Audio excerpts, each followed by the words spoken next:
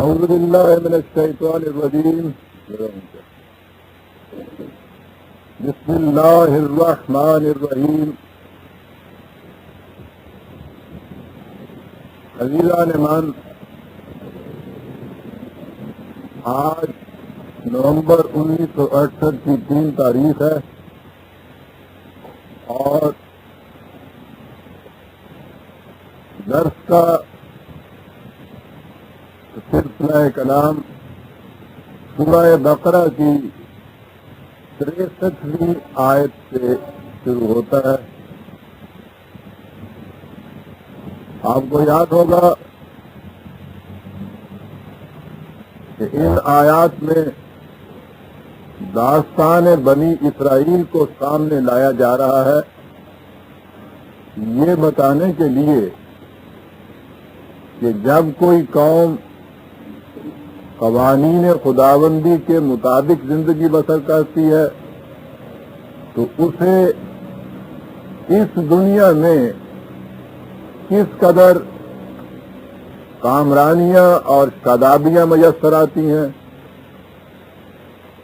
اور جب وہ ان قوانین کی خلاف ورزی کرتی ہے تو کس طرح ذلت و مسکنت، معصومی اور افلاس اور بے کسی کی مار ان پر پڑی جاتی ہے.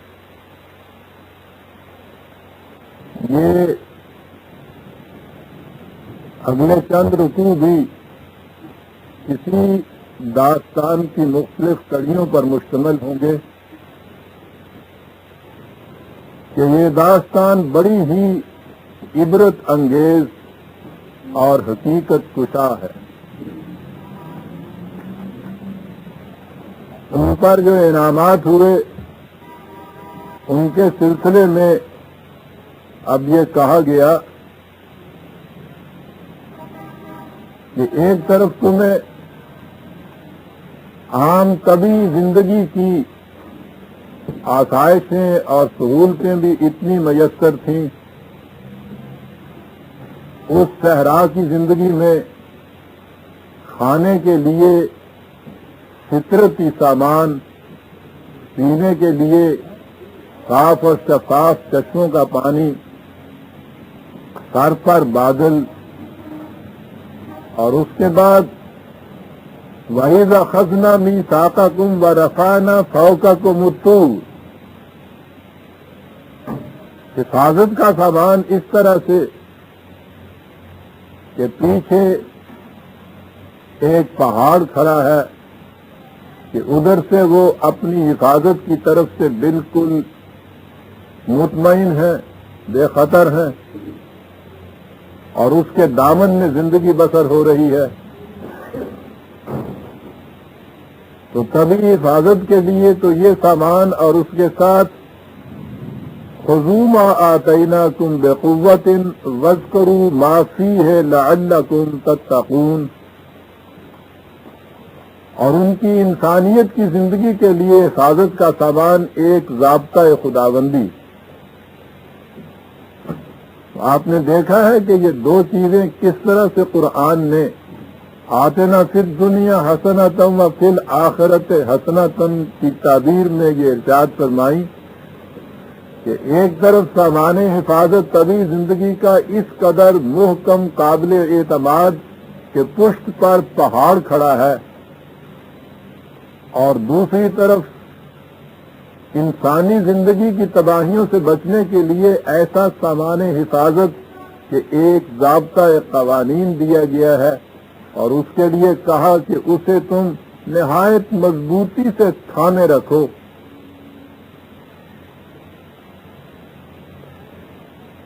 وَاذْكُرُوا مَا فِيهِ لَعَلَّكُمْ تَتَّقُونَ، اور جو کچھ اس میں دیا گیا ہے، میں نے عرض کیا تھا کہ ذکر کے معنی کسی چیز کو ہر وقت اپنے سامنے رکھنا ہے، وہ نگاہوں سے اوجھل نہ ہونے پائے جسے ہم کہتے ہیں. زندگی کے مختلف پرابلمز، مختلف مسائل سامنے آتے رہیں گے، جو بات بھی سامنے آئے اس وقت تمہارے سامنے اس ضابطے کی ہدایت ہونی چاہیے، یہ تمہارے پاس ہونا چاہیے، فوراً دیکھو کہ یہ کیا رہنمائی دیتا ہے، اسے ذکر کہتے ہیں، اور پھر اس کے مطابق چلنا، اس کا اتباع کرنا، دونوں اس میں یہ چیزیں آ جاتی ہیں۔ یہ دیکھیے اگلے لفظ نے کیسے اس بات کی وضاحت کر دی کہ ذکر کہتے کسے ہیں، ثم تولیتم من بعد ذالک، تم نے اس کے بعد اس سے اعراض برتا، روگردانی کی۔ تو گویا ذکر جو ہے یہ اس اعراض اور روگردانی کی ضد ہوا۔ کسی چیز کے ذکر کے معنی ہوئے اس کا اتباع کیے چلے جانا، اس کو ہمیشہ پیش نظر رکھنا، اس کے ساتھ تمسک کرنا، مضبوطی سے اسے تھامنا، اور اس کے خلاف بات ہو گئی اس سے اعراض برتنا، پہلو تہی کرنا، نظر انداز کر دینا۔ اسی سے آپ دیکھ لیجئے کہ اس کے بعد قرآن کا مفہوم ذکر کا یہ تھا، اور اس کے بعد ہمارے ہاں جو ایک عجمی روحانیت کا تصور آیا تو اس میں ذکر کے معنی کیا ہو گئے۔ اب وہاں ذکر کے معنی صرف ان الفاظ کا دوہرا لینا، قلب پر ضربے لگانا، اس طرح سے قلب کو چلانا، اس کے معنی ذکر ہو گئے۔ اور قرآن نے تولیتم کے لفظ سے وضاحت کر دی کہ ذکر کہتے کس چیز کو ہیں۔ تو قرآن کا ذکر یا خدا کا ذکر، اس کے معنی یہ ہوں گے کہ زندگی کے ہر مسئلے میں قرآن کے ضابطے کو سامنے رکھنا اور اس کا اتباع کرنا، اور ذکر سے غفلت کے معنی ہوں گے اسے نظر انداز کر دینا اور اس سے اعراض برتنا اور پہلو تہی کرنا۔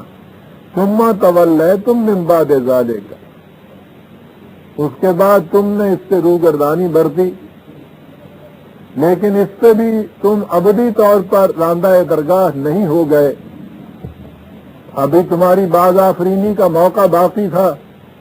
فلولا فضل اللہ علیکم ورحمتہ لکنتم من الخاسرین، اس کے بعد تمہیں پھر موقع دیا گیا، اور یہ جو مہلت کا وقفہ ہے جس میں پھر سے باز آفرینی کا موقع دیا جاتا ہے، اسے خدا نے اپنا فضل اور باعث رحمت قرار دیا۔ ان واقعہ اگر ذرا سی لغزش اور کوتاہی پر اسی وقت گرفت ہو جاتی اور ابدی طور پر انسان مایوس قرار دیا جاتا تو اس کے بعد تو پھر زندگی مایوسیوں میں گھر جاتی، زندہ رہنے کے لیے کوئی اس کے پاس کشش و جاذبیت ہی نہ رہتی، باز آفرینی کا کوئی موقع ہی نہ رہتا۔ لغزشیں تو ہو سکتی ہیں اور ہوتی ہیں، لہذا یہ تصور جو ہے کہ کسی ایک وقت کی لذت سے ہمیشہ کے لیے انسان راندہ درگاہ ہو جاتا ہے، یہ غلط ہے۔ مہلت کا وقفہ ہوتا ہے، لیکن مہلت کے وقفے کے معنی ہوتے ہیں وہ وقفہ جس میں انسان حسنات سے، تعمیری کاموں سے اپنے تخریبی کاموں کے نقصان کی تلافی کر سکے۔ اگر یہ وقت نہیں ہے، یہ موقع نہیں ہے، تو پھر اس کے بعد جسے آپ توبہ کرتے کہتے ہیں اس کا مفہوم کچھ نہیں رہ جاتا۔ کہا کہ پھر ہم نے تمہیں ایک موقع دیا، اگر ایسا نہ کیا جاتا تو یقیناً تم بڑے نقصان میں رہتے۔ یہ اس داستان بنی اسرائیل میں یہ بات خاص طور پہ آئے گی، اتباع قوانین کے خوشگوار نتائج، اس سے اعراض برتنے سے ذل و مسکنت، پھر ایک موقع مہلت کا، پھر کچھ وقت کے لیے ان کی شادابیاں اور کر آتی ہیں، پھر وہ اسی طرح سے لوٹ جاتے ہیں اپنی روش کوہن پر، پھر نقصان اٹھاتے ہیں۔ یہ سلسلہ آخر تک چلتا ہے، کہاں آ کے انہوں نے آخر میں آ کے ایک ایسی روش اختیار کی جس کے بعد دیکھا کہ اب یہ راہ راست پر آتے نہیں۔ اب یہ جو تھا کہ تم نے پھر اعراض برتا، اس کے لیے قرآن نے ان کی زندگی کا، ان کی داستان کا ایک واقعہ پھر پیش کیا، اور وہ واقعہ جسے سبت کا واقعہ کہتے ہیں، یہ ان کی تاریخ میں ایک اہم چیز ہے۔ وَلَقَدْ عَلِمْتُمُ الَّذِينَ اعْتَدَوْا مِنْكُمْ فِي السَّبْتِ فَقُلْنَا لَهُمْ كُونُوا قِرَدَةً خَاسِئِينَ۔ سبت کیا تھا؟ یہودیوں کا عقیدہ تھا اور تورات میں یہ چیز موجود ہے کہ خدا نے اس کائنات کو ہفتے کے 6 دنوں میں پیدا کیا. وہ کائنات وجود میں بھی نہیں آئی تھی تو ہفتے کے دن وجود میں آ چکے ہوئے تھے. دیکھا آپ نے تحریف شدہ جو کتابیں ہوتی ہیں، ایسی ایسی چیزیں اس میں آتی ہیں کہ ذرا سا بھی آدمی غور کرے تو سمجھ میں آ جاتا ہے کہ یہ کیا لکھ دیا گیا. 6 دن میں کائنات کو پیدا کیا تو اس کے بعد خدا تھک گیا تو 7ویں دن اس نے آرام کیا. یہ جو ان کے ہاں آرام کا دن ہے، یہ سیٹرڈے، ہفتہ جسے ہم کہتے ہیں، یعنی ویک نہیں بلکہ ہفتے کا دن جو جمعے اور اتوار کے درمیان آتا ہے، اس دن خدا نے آرام کیا. اسی اعتبار سے وہ اس دن کو اپنے لیے بھی کاروبار بند کرنے کا دن قرار دیتے ہیں. اس دن وہ کوئی کاروبار نہیں کرتے تھے، اور پھر جب کاروبار نہیں کرتے تھے تو وہ پوجا پاٹ، پرستش، رسوم، اس قسم کی چیزیں تو تھیں. یہ ایک دن انہوں نے الگ کر دیا ہوا تھا جس میں کاروباری ناغا ہوتا تھا. بات تو انہوں نے عقائد کی لے لی بعد میں، اور ہوتا یہ ہے کہ دین تو عملی زندگی سے متعلق ہوتا ہے. جب وہ مذہب میں تبدیل ہو جاتا ہے تو پھر اس کے پروگرام کی وہی عملی کڑیاں جو ہیں وہ رسوم کی شکل اختیار کر لیتی ہیں. یہ مذہب کی دنیا کی ان کی بات تھی کہ سبت میں خدا نے کیونکہ آرام کیا تھا، ہم بھی اس دن آرام کریں گے اور اس دن ہم پرستش میں اپنا وقت استعمال کیا کریں گے. لیکن عملی زندگی میں بات اور تھی. ہفتے میں ایک دن کا ناغا یہ بڑی ضروری چیز ہے کاروبار کے لیے. یہ جس طرح سے سفر میں سنگ میل ہوتا ہے نا، میل کا نشان آتا ہے تو آپ دیکھتے ہیں کہ سفر کی کمر ٹوٹ جاتی ہے، بات کچھ بھی نہیں ہوتی، وہ صرف ایک علامت سی ہوتی ہے.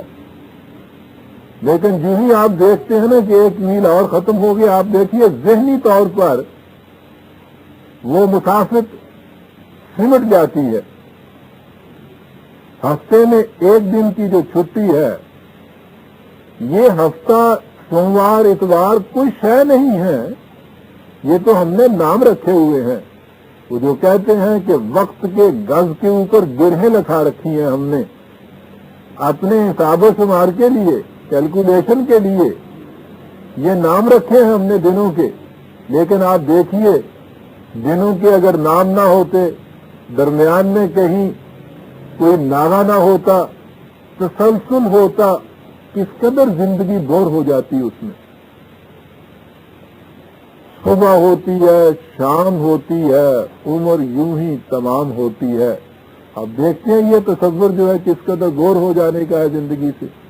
وہ جو ایک دن کا انقطاع آتا ہے، وہ جو ایک دن سنڈے کا درمیان میں پڑتا ہے، آپ دیکھیے منڈے کو ایسا شروع ہوتا ہے جیسے ہم نے کوئی نئی زندگی شروع کی ہے. بالکل ریفریش ہو کے انسان جاتا ہے اس میں. یہ ویکینڈ بڑی عجیب چیز ہے. ایک دن کا ناغا کمر توڑ کے رکھ دیتا ہے وقت کی مسافت کو بھی. اچھی چیز معلوم ہوتا ہے کہ ان یہودیوں کے ہاں بھی جب زندگی کے عملی مسائل سے یہ لوگ دوچار تھے تو ان کے ہاں یہ چیز طے پائی تھی. ہم نہیں کہہ سکتے کہ یہ وحی کی روح سے ان سے یہ کہا گیا تھا یا انہوں نے اپنے ہاں طے کیا تھا، لیکن بہرحال ایک بات طے کی تھی. سوال یہ ہے کہ قرآن نے اس کو اتنی اہمیت دے کے کیوں سامنے قرآن لایا ہے. بات بڑی اہم ہے. اجتماعی زندگی ہمیشہ ایک نظم اور ضبط کے تابع بسر ہوتی ہے.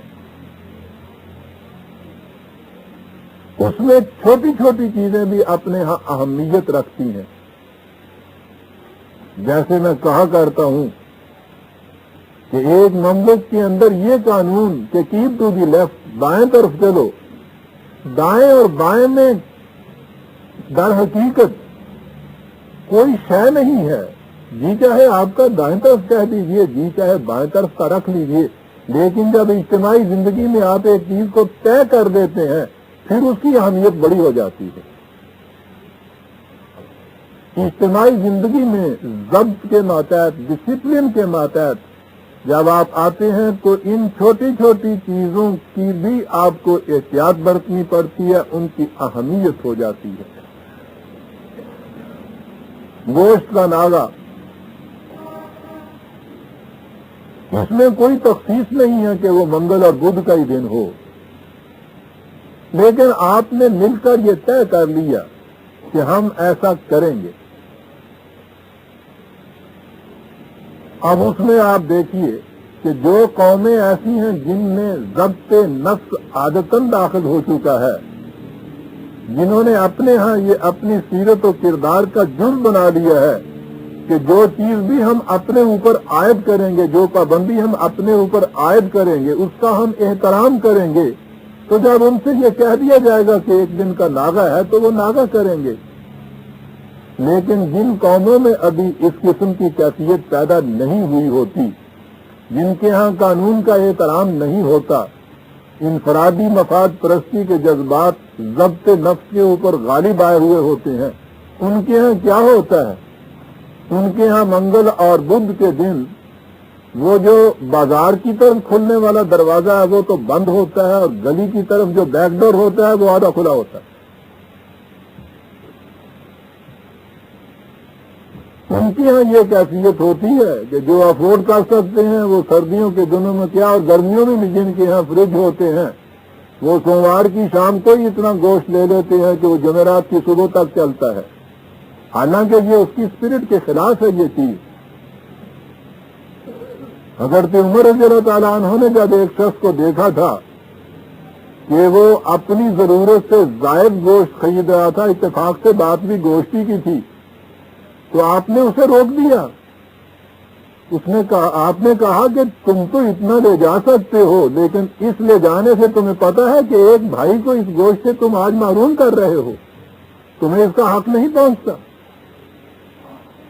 بات بڑی چھوٹی سی ہوتی ہے کہنے کو، لیکن عزیزان من، کیریکٹر جو ہے وہ تو انہی ٹرائفلنگ سے، ان چھوٹی چھوٹی سی چیزوں سے مرتب ہوتا ہے. آپ ان چھوٹی چھوٹی سی چیزوں میں احتیاط برتیں گے تو آپ کے کیریکٹر میں استواری اور استحکام پیدا ہوگا، اور ان چھوٹی چھوٹی سی باتوں کو اگر آپ نیگلیکٹ کرتے چلے جائیں گے تو اس کے بعد آہستہ آہستہ آپ کے ذہن سے ضبط خیش اور احترام قانون کا جذبہ نکل جائے گا. پھر بڑی بڑی چیزیں جو ہیں ان میں بھی آپ صرف یہ دیکھیں گے کہ سپاہی تو نہیں موڑ پہ کھڑا. یہ جو دوراہے پہ جا کے سائیکل کے اوپر آپ دیکھتے ہیں اور وہاں جانا ہوتا ہے لیفٹ کی طرف سے، اور رائٹ کو جاتے ہوئے چند قدم کا فاصلہ کم ہوتا ہے، صرف سائیکل کا 1 پاؤں زیادہ کم مارنا پڑتا ہے، لیکن آپ دیکھتے ہیں کہ سپاہی نہیں ہے تو آپ وہاں جاتے جھٹ سے دائیں کی طرف چلتے ہیں اور سیٹی بجاتے ایسے جیسے بڑے فاتح اور منصور جا رہے ہیں. صاحب یہ کیا ہے؟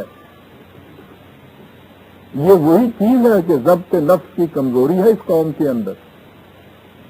جن قوموں کے افراد میں یہ کیفیت نہیں ہوتی، ضبط خیش کی عادت ہوتی ہے، وہ کبھی یہ نہیں دیکھتے کہ سپاہی کھڑا ہے یا نہیں. انہوں نے اپنے اوپر ایک پابندی عائد کی ہے، اس پابندی کا احترام وہ ضروری سمجھتے ہیں. قوموں کی اجتماعی زندگی کے اندر یہ چھوٹی چھوٹی پابندیاں جو ہیں فی ذاتے ہی ان کی اہمیت کچھ ہو یا نہ ہو، لیکن ان کا جو ہم احترام کرتے ہیں اس سے خود ہمارے اپنے کیریکٹر کے اوپر ایک بڑا اثر پڑتا ہے. اس لیے ان پابندیوں کی بڑی ضروری ہے. پچھلے ہی درس میں نے یہ کہا تھا کہ ایک طرف قرآن کریم آپ یہ دیکھیے کہ ان چھوٹی چھوٹی سی چیزوں کو جو رسمی شکل اختیار کر لیتی ہیں، وہ کہتا ہے کہ ان کو زندگی کی اساس اور بنیاد سے کوئی تعلق نہیں ہے. لیسن در رہا ان تقوم الوجہ قبل المشرق والمغرب، یہ کوئی ایسی بات نہیں ہے. نیکی کا کام یہ نہیں کہ مشرق کی طرف منہ کر لیا یا مغرب کی طرف منہ کر لیا. ایک طرف یہ بھی چیز ہے، دوسری طرف وہ یہ بھی چیز کہتا ہے جب ہم آئیں گے آگے چل کر تعین قبلہ کے متعلق تو وہ یہ کہتا ہے کہ تم دنیا کے کسی حصے میں بھی کیوں نہ ہو، تمہاری نگاہوں کا رخ اسی مرکز کی طرف ہونا چاہیے. آپ دیکھیے وہاں کتنی اہمیت حاصل کر دی اتنی سی بات میں. مانے یہ تھے کہ فی ذاتے ہی یہ چیزیں کچھ ایسی نہیں ہیں، لیکن جب ان کو آپ اپنی اجتماعی زندگی کا جز بنا لیتے ہیں پھر یہ بڑی اہمیت اختیار کر لیتی ہیں. میرے اور آپ کے نزدیک یہ چیز کہ ٹوپی کہاں باندھنی چاہیے، دودھ کا تسمہ کدھر ہونا چاہیے، کچھ معنی نہیں رکھتا. لیکن جب آپ فوج میں بھرتی ہو جاتے ہیں تو وہاں سپاہی کے لیے یہ چیزیں بھی جز ہو جاتی ہیں ڈسپلن کا. اگر اس کا ایک بٹن بھی کہیں کھلا ہوا ہو تو اس کا کورٹ مارشل ہو جاتا ہے، اور ہونا چاہیے. ان چھوٹی چھوٹی سی چیزوں سے تو ضبط خویش پیدا ہوتا ہے. ہمارے ہاں جو آئے دن ہم رونا روتے رہتے ہیں آوارگی کا، پریشانی سکن و نظر کا، قوم کے اندر یہ چیز باقی نہیں رہی. اس کی وجہ یہ ہے کہ ہم نے شروع میں ان چھوٹی چھوٹی سی چیزوں کی اہمیت کو نظر انداز کیا، تو اس کے بعد بڑی بڑی چیزیں جو تھیں خود بخود ان کا دامن ہمارے ہاتھ سے چھوٹ گیا. قرآن نے اس بات کا ذکر جو سبز کا کیا ہے اس لیے کیا ہے. یہ چیز کیا تھی سبز کی؟ سورہ اعراف میں اس کے متعلق قرآن نے تفصیل بتا دی. 7/167 163 وَاسْأَلْهُمْ عَنِ الْقَرْيَةِ الَّتِي كَانَتْ حَاضِرَةَ الْبَحْرِ إِذْ يَعْدُونَ فِي السَّبْتِ إِذْ تَأْتِيهِمْ حِيتَانُهُمْ يَوْمَ سَبْتِهِمْ شُرًّا وَيَوْمَ لَا يَسْبِتُونَ لَا تَأْتِيهِمْ كَذَلِكَ نَبْلُوهُمْ بِمَا كَانُوا يَفْسُقُونَ. کہا بات تو کچھ ایسی تھی. ان سے کہا گیا تھا کہ اس دن یہ لوگ زیادہ مچھلیاں پکڑتے تھے، مچھیرے ہوتے تھے عام طور پر، کاروباری ناغا تھا، اور خاص طور پہ کہا گیا تھا کہ اس دن مچھلیاں نہیں پکڑنا. یہ کچھ عجیب کیفیت ہے ان مچھلیوں کی، اور پرندوں کی بھی یہی صورت ہے کہ اگر انہیں انتظاماً یہ پتہ چل جائے کہ فلاں وقت میں یا فلاں دن میں یا فلاں حالات میں ہمیں کوئی پکڑے گا نہیں، تو 1-2 نسلوں کے بعد وہ اس کی خوگر ہو جاتی ہیں کہ اس زمانے میں وہ بالکل آپ کے قریب آ جاتی ہے اور آپ سے کبھی بھاگتی نہیں یہ سمجھ کے کہ ہمیں کوئی خطرہ ہے. ہندوؤں کے کنڈ اور خاص طور پہ کشمیر میں بھی ہم نے یہ دیکھے جہاں انہوں نے ان تالابوں کو مقدس بنا دیا ہے اور ان میں جو مچھلیاں ہیں ان کو پکڑتے نہیں ہیں. تو آپ دیکھیں گے کہ وہ مچھلیاں آپ کے ساتھ یوں کھیلتی ہیں آگے جیسے آپ کے بچے کھیلتے ہیں، پانی کے اوپر تیرتی پھرتی ہیں، آپ کے ساتھ چلتی پھرتی ہیں. وہ انہیں کچھ کبھی کوئی آٹا ڈال دیتا ہے کبھی کوئی چیز، لیکن وہ اتنی مانوس ہوتی ہیں آپ کے ساتھ کہ وہ کبھی آپ سے بھاگتی نہیں ہے. حالانکہ عام مچھلی کا تو آپ کو معلوم ہے کہ پاؤں کی آہٹ سننے سے بھی وہ پانی کی سطح کے نیچے چلی جاتی ہے. تو کیفیت وہاں یہ ہو گئی کہ ان سے یہ کہا گیا کہ اس دن تم نے ناغا کرنا ہے، مچھلیاں پکڑنی نہیں. تو کچھ عرصے کے بعد معلوم ہوتا ہے قرآن نے جو کہا کہ سبت کے دن وہ مچھلیاں سطح آب کے اوپر تیرتی پھرتی تھیں، گویا انہیں خطرہ نہیں ہوتا تھا کہ اس دن کا ہمیں کوئی پکڑ لے گا. اب ان کی کیفیت یہ ہے کہ یہی چیز وہ ٹیمپٹیشن کی وجہ بن گئی کہ اتنی مچھلیاں نیچے سے تیر کے خود پانی کے اوپر آ جائیں تو بڑی آسانی ہو جائے گی ان کے پکڑنے میں. آپ دیکھیے کہ ایک اپنے اوپر پابندی عائد کی، اس کا نتیجہ یہ ہوا کہ جانور تک یعنی مویشی تک جب اس سے خوگر ہوا ہے اس نے سمجھا کہ آج ہمیں اس سے خطرہ نہیں ہے. اعتماد پیدا ہوا نا، ٹرسٹ پیدا ہوا نا. اور تمہاری ذرا سی مفاد پرستی کی یہ کیفیت کہ تم نے ان کے اوپر ہاتھ ڈال دیا، پکڑ لیا، ہوا کیا؟ اعتماد ٹوٹ گیا تمہارا، تم نے دھوکہ دیا ہے ان مچھلیوں سے. تو ان کی کیفیت یہ ہوگی کہ سبت کے دن وہ مچھلیاں تیر کر اوپر آ جاتی تھی اور وہ اس اپنی پابندی کی خلاف ورزی کرتے ہوئے ان کو پکڑ لیتے تھے. یوں دیکھیے تو اس میں کوئی چیز جرم کی نظر نہیں آتی، لیکن آپ دیکھیے اس کا جو اصول یا اس کے اندر جو نفسیاتی کیفیت ہے وہ جرم کی ہے۔ پہلا جرم تو یہ ہے کہ آپ اپنا اعتماد اور کانفیڈنس پیدا کرتے ہیں کہ اس دن ہم نہیں پکڑیں گے۔ جب آپ کے اعتماد کی بنا پر اپنے آپ کو بے خطر محسوس کرتی ہے تو تم ہاتھ ڈال دیتے ہو۔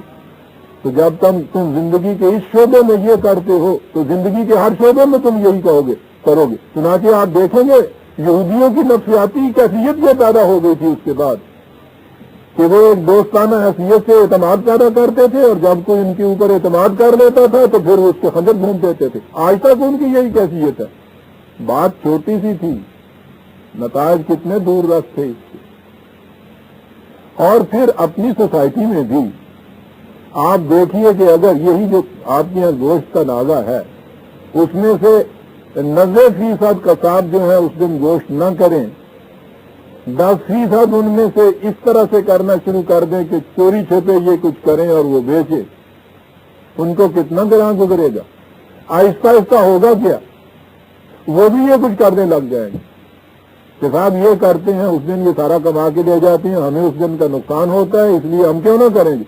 اب 90 کے بعد اس میں سے 5 اور کام ہوئے، 10 اور کام ہوئے، اور پھر ہوتے ہوتے وہ ضابطہ تو آپ کا وہاں موجود رہا اور اس پہ عمل کرنے والا کوئی باقی نہ رہا۔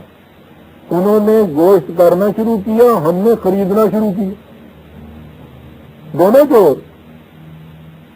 بات کچھ ہے نہیں، لیکن یہ چیزیں یاد رکھیے قومی کردار اور کیریکٹر کے اوپر بڑی گہرائی سے اثر انداز ہوتی ہیں۔ یہ چھوٹی چھوٹی چیزیں جو ہیں، قرآن کا یہ اعجاز ہے کہ وہ ان چھوٹی چھوٹی سی چیزوں کو سامنے لا کے بتاتا ہے کہ قومیں جب گرتی ہیں تو ان کے ہاں یہ گراوٹ، ابتدا اس گراوٹ کی کہاں سے شروع ہوتی ہے اور پھر انتہا پھر کہاں جا کے ختم ہوتی ہے۔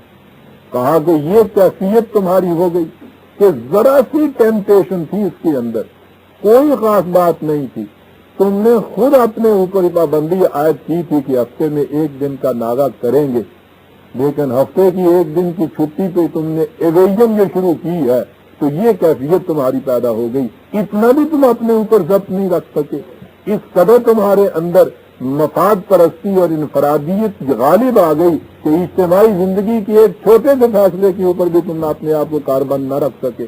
یہ کیفیت تمہاری ہوئی۔ یہ تھا وہ سب جو قرآن نے کہا ہے۔ نتیجہ اس کا کیا ہوا؟ یہ ہے 7/163۔ نتیجہ اس کا کیا ہوا؟ 2 مقام پہ تو صرف یہ کہا ہے جسے قرآن لعنت کہتا ہے۔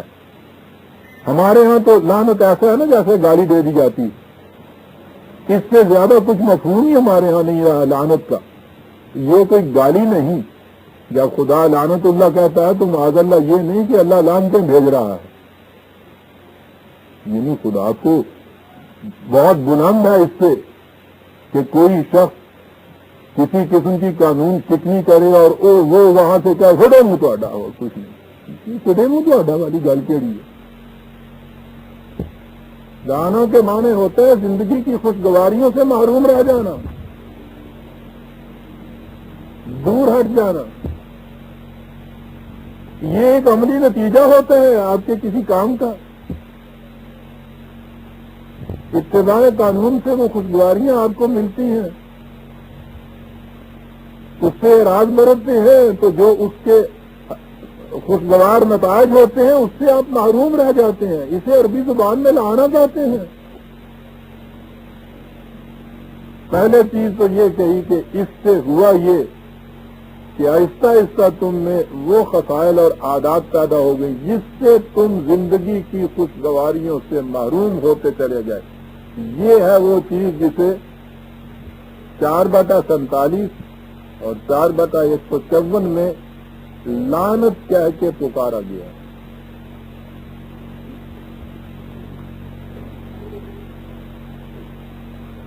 ہوا کیا؟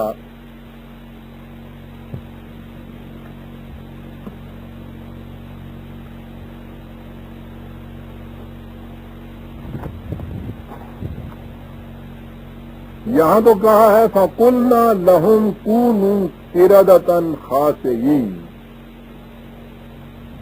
عام ترجمہ بھی یہ کیا جاتا ہے، اور پھر جب تفسیروں میں ہم جاتے ہیں تو وہاں تو پوچھو ہی نہیں کیا کچھ ہوتا ہے، کہ ہم نے کہا کہ تم ذلیل بندر بن جاؤ، یوں ہے ترجمہ اس کا. اور پھر ہمارے ہاں جب وہ افسانے شروع ہوتے ہیں تو ان میں تو آپ دیکھیے، اب جو ایک لفظ مل جائے اس قسم کا تو اس بنیاد کے اوپر تو پھر آسمان تک کی افسانوں کی عمارت کھڑی ہو سکتی ہے.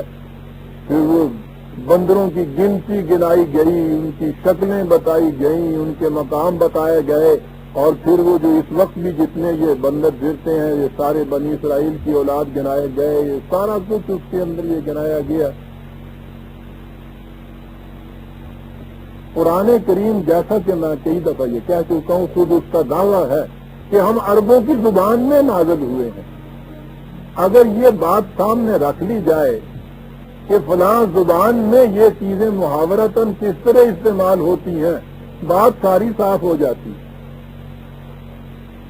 روز ہم اپنے بچوں کو بندر کہتے ہیں،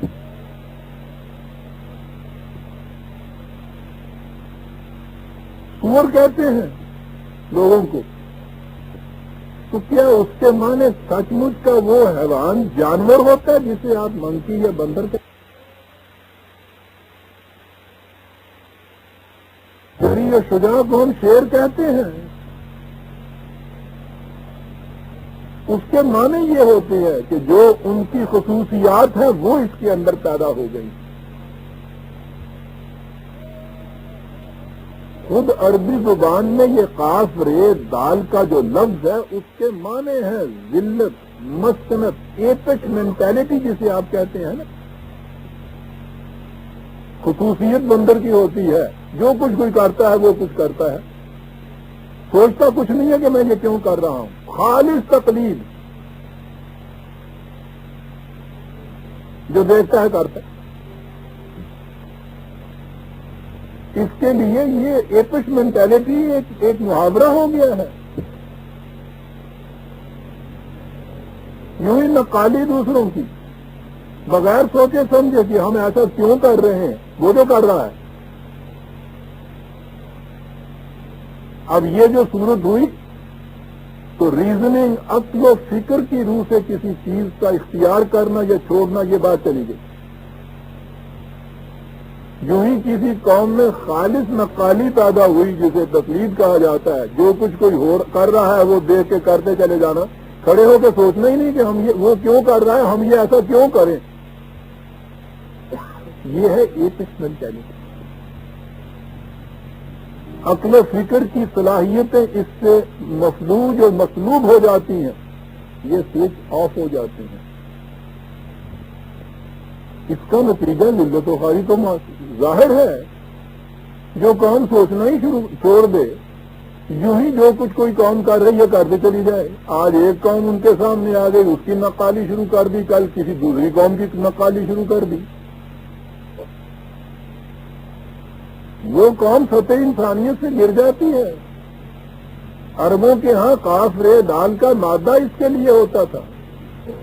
خود سوچ سمجھ کے کام نہ کرنا، ذلت و مسکنت کی حالت پہ پہنچ جانا، پستیوں پہ پہنچ جانا، ایپش مینٹیلٹی پیدا ہو جانا. اور اسی لفظ سے انہوں نے قردۃً بندر کے لیے لفظ استعمال کیا تھا. اور خاطئین کا لفظ تو خود کہہ رہا ہے کہ جس کے معنی ذلت و خواری ہوتا ہے، ذلیل ہو جانا ہوتا ہے.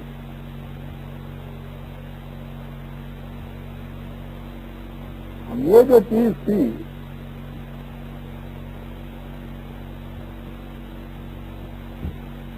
قرآن نے دوسرے مقام پہ بھی یہ الفاظ استعمال کیے. تو وہاں دیکھیے وہ کہتا کیا، کس طرح وضاحت کرتا ہے کہ یہ بات کیا تھی جو قردۃً خاسئین میں ہم نے کہی.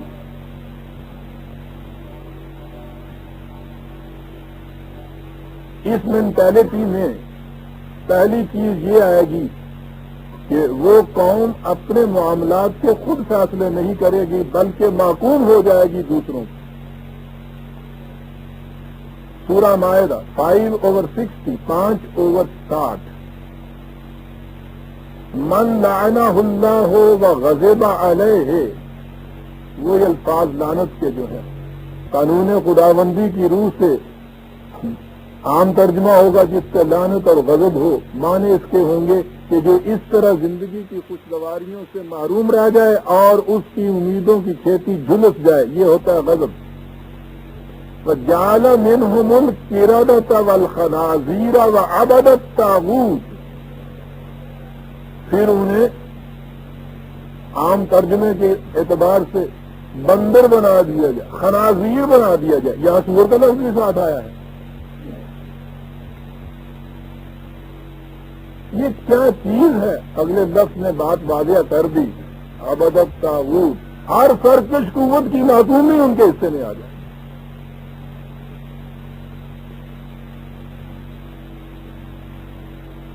جو بھی کہیں بالادست ہو اس کی ابدیت اختیار کی ہوئی ہے، اس کی معصومی اختیار کی ہوئی ہے۔ اب یہ بالادستی ایک تو فزیکل پاور میں ہو سکتی ہے، قوت میں، یہ جسے ہم کلچر اور تہذیب کی بالادستی کہتے ہیں، یہ تو اس سے بھی کہیں زیادہ غالب ہوتی ہے، اور یہاں آتی ہے ایک اس مینٹالٹی سب سے زیادہ۔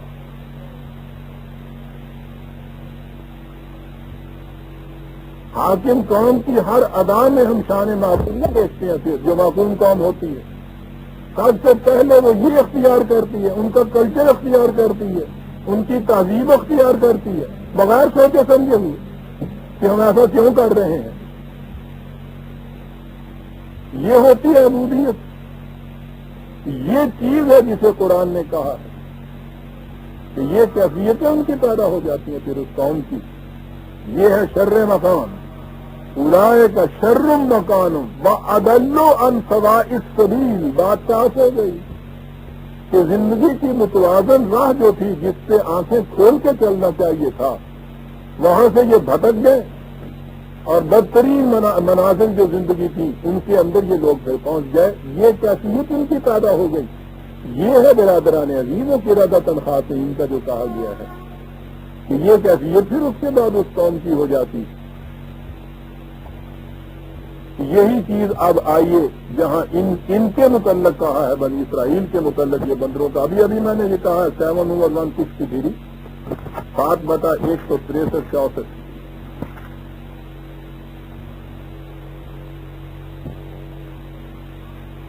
اس کے بعد ہوا جو کچھ انہوں نے کیا وہی ہے وہ مچھلیاں والا واقعہ۔ آہستہ آہستہ اس قوم کی پھر کیفیت یہ ہو گئی کہ جوہر مردانگی ختم ہو گئے، انفرادی مفاد پرستیاں غالب آ گئیں، ایپس مینٹالٹی آ گئی، عقل و فکر کی روح سے معاملات سے فیصلہ کرنے کی صلاحیتیں مفلوج ہو گئیں۔ تو پھر قلنا لہم کونوا قردۃ خاسئین، یہاں پھر وہی لفظ آیا ہے 7/166۔ یہ کیسے یہ چیز پھر ہوئی؟ وَإِذْ تَأَذَّنَ رَبُّكَ لَيَبْعَثُنَّ عَلَيْهِمْ إِلَى يَوْمِ الْقِيَامَةِ مَنْ يَسُومُهُمْ سُوءَ الْعَذَابِ۔ نتیجہ اس کا یہ ہوا قانون خداوندی کی روح سے کہ ان کے اوپر ایسے لوگ حاکم بن کے آئے کہ جو ہمیشہ کے لیے ان کو طرح طرح کے عذاب اور تباہیوں کے اندر محفوظ رکھتے تھے۔ یہ ہے اس کا نتیجہ۔ پھر دوسری چیز کیا ہوئی؟ وَقَطَّعْنَاهُمْ فِي الْأَرْضِ أُمَمًا۔ پہلے یہ ایک ملت تھے، ایک امت تھے، ایک قوم تھے، ایک مرکزیت تھی، ان کی مرکزیت فنا ہو گئی، یہ ٹکڑے ٹکڑے ہو گئے، اور اس کے بعد یہ گروہوں میں بٹ گئے، تفریق پیدا ہو گئی ان کے اندر۔ آپ دیکھ رہے ہیں کہ کیا نتیجہ نکل رہا ہے اس عذاب کا جو خدا کی طرف سے آتا ہے۔ مینٹالٹی ایپش ہوئی، نقالی محض رہ گئی، معاملات کے فیصلے خود کرنے کی صلاحیتیں مفقود ہوئی۔ اس کے بعد آہستہ آہستہ حکومت چھن گئی،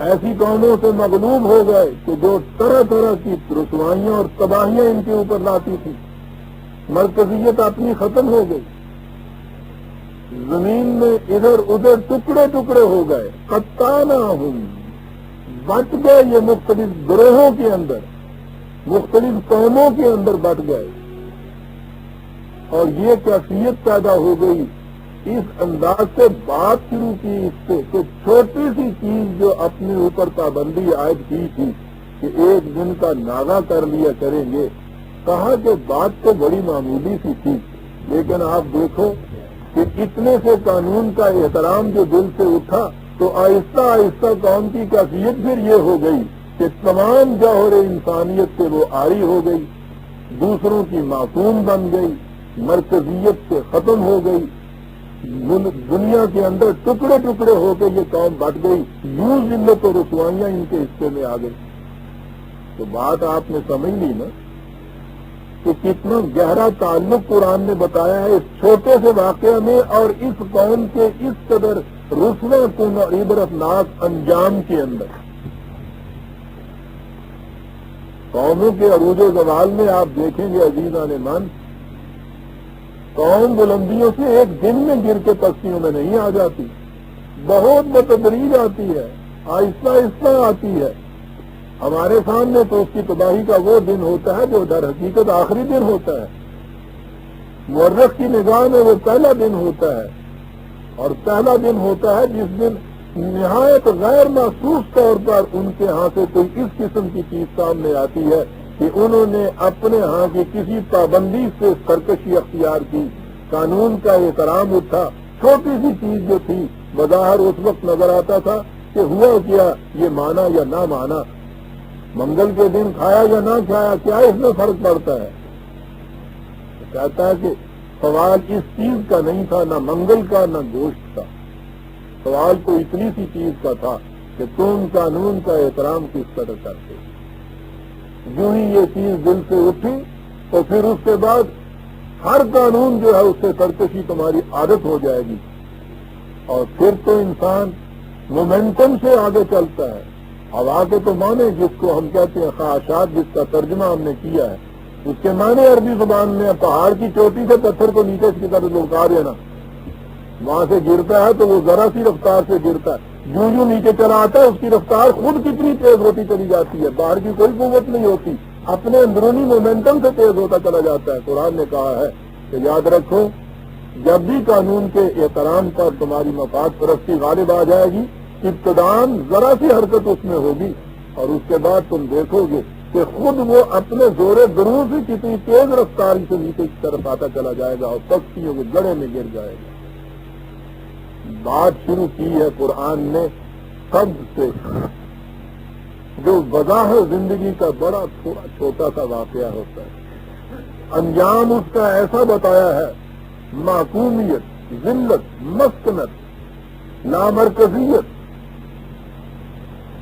ایک قوم سے گروہ میں مر جانا، ٹکڑے ٹکڑے ہو جانا، یہ جہاں تک قرآن بتا رہا ہے۔ اور اس کے بعد جو پھر آپ نے دیکھا جو کہا فَجَعَلْنَاهَا نَكَالًا لِمَا بَيْنَ يَدَيْهَا وَمَا خَلْفَهَا وَمَوْعِظَةً لِلْمُتَّقِينَ، یہ اتنی سی بات غور کرنے والوں کے لیے جو اس وقت موجود تھے ان کے لیے بھی، اور جو بعد میں آنے والے ہیں ان کے لیے بھی بڑا عبرت کا سامان اپنے اندر رکھتے، اور جو لوگ زندگی کی خطرناک گھاٹیوں سے بچ کر چلنا چاہیں ان کے لیے تو سامان بصیرت ہے اس کے اندر۔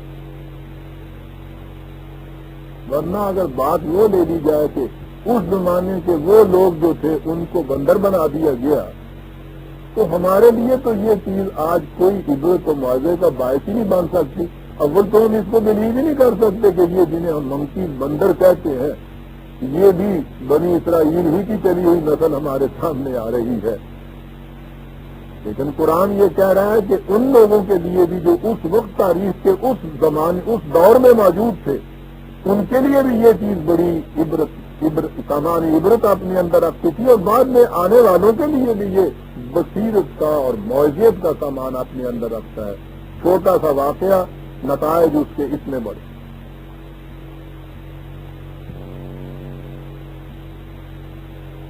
اب اس کے بعد ایک اور واقعہ آتا ہے، 67ویں آیت آ گئی، وَإِذْ قَالَ مُوسَىٰ لِقَوْمِهِ إِنَّ اللَّهَ يَأْمُرُكُمْ أَن تَذْبَحُوا بَقَرَةً۔ یہ ہے ذبح بقر کا واقعہ، ایک بچڑے کے ذبح کرنے کے متعلق بات ہے۔ موسیٰ نے اپنی قوم سے کہا کہ تم ایک بچڑا بیل سانڈ سب کے لیے یہ لفظ آتا ہے. اسے تم ذبح کر دو. پھر بات بڑی چھوٹی سی ہے. قرآن کریم پھر اس کو اتنی اہمیت دیتا ہے. اہمیت تو اس کے نتائج کے اعتبار سے وہ دیتا ہے. کہتا کیفیت کیا تھی ہے. مصر میں یہ لوگ رہے قریب 400 سال تک معصومی کی زندگی. تو جیسا میں نے کہا ہے پھر تو حاکم قوم کے دیوتا ان کے دیوتا بن جاتے. حاکم قوم دیوتا بن جاتی ہے تو ان کے دیوتا جو ہیں وہ تو خداوند خدا بن جاتے ہیں. پھر مصری یہ ایک دیوتا کی پرستش کیا کرتے تھے. اوسیرس اس کا نام لکھا ہوا آتا ہے, OSIRIS. مصر کے آثار قدیمہ میں اس کا نام اسی اعتبار سے ایزاری آیا ہے.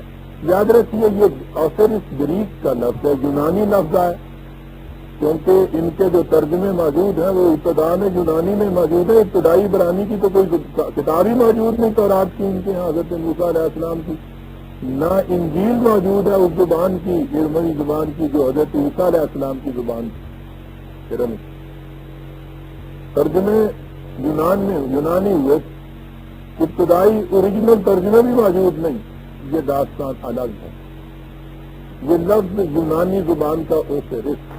یونانی زبان میں جتنا اسم ہوتے تھے, ناؤنز ہوتے تھے, ان کے آخر میں ایک ایس لگاتے تھے, سین لگایا کرتے تھے, اضافہ ہوتا تھا. اس لیے اصل میں یہ اوزری تھا.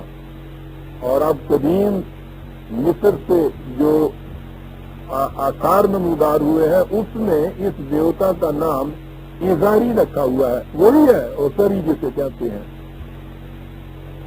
اس کے نام کے اوپر یہ ایک سانڈ چھوڑا کرتے تھے. یہاں تو وہ چیز ہے نہیں.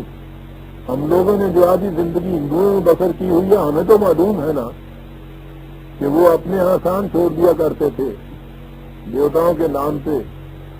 وہ جہاں سے جی چاہے کھائے, جہاں جی چاہے پیے, وہ چلتا پھرتا رہتا تھا, کھلا چھوڑا ہوا ہوتا تھا, اسے کوئی اذیت نہیں پہنچاتا تھا, وہ تو دیوتا مانا جاتا تھا. ان کے یہاں سانڈ کو دیوتا مانتے ہیں. جیسا میں نے پچھلے دنوں یہ کہا تھا, یہ ہندوؤں کے ہاں کا اپنا دھرم یا مذہب جو ہے, ان کے ہاں اپنا کچھ بھی نہیں ہے. یہ ساری چیزیں انہوں نے مختلف جگہ سے مانگی ہوئی ہیں.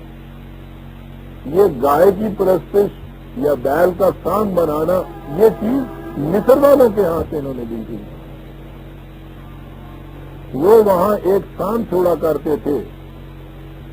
یہ کسی دیوتا کے نام دیوتا کی طرف منسوب کر, وہ سانڈ جو تھا اسے ایزار ہاتھی کہتے تھے, یعنی ایزار دیوتا کا سانڈ. اور اس کے متعلق عقیدہ یہ تھا کہ اس کے اندر, اس سانڈ کے اندر خود اس ایزار دیوتا کی روح آ گئی ہوئی ہے, اس لیے وہ اس کی پرستش کیا کرتے تھے. یوں مصریوں کے ہاں یہ جو دیوتا تھا ایزاری, اس کی پرستش ہوتی تھی اس سانڈ کے توسط سے جو ان کے ہاں خود معبود بن گیا تھا. پھر اس کے مجسمے تراشتے تھے. ہندوؤں کے ہاں آپ نے دیکھا ہوگا, میں نے یہ وہاں دیکھے ہیں خود, کہ ان کے سانڈ کے یا گائے کے مجسمے ان کے مندروں کے اندر ہوتے تھے, ان کی وہ پرستش کرتے تھے. ان کے ہاں بھی پھر اس کے مجسمے تراشے جاتے تھے. مصری اس کی پرستش کرتے تھے اور اسے ایزار کو وہ خدا کا بیٹا مانتے تھے, ابن اللہ. میں آگے چل کے آؤں گا جب سورہ توبہ میں جہاں ہے کہ عزیر کو ابن اللہ مانتے ہیں یہودی, تو اس کے متعلق تو کہا جاتا ہے نا کہ وہ عزیر نبی کو مانتے ہیں. در حقیقت بات یہ ہے کہ یہی دیوتا جو تھا یہودیوں نے بعد میں اس کی پرستش شروع کر دی تھی. خود آپ کو معلوم ہے کہ گوشالہ سامری کا واقعہ جو ہے,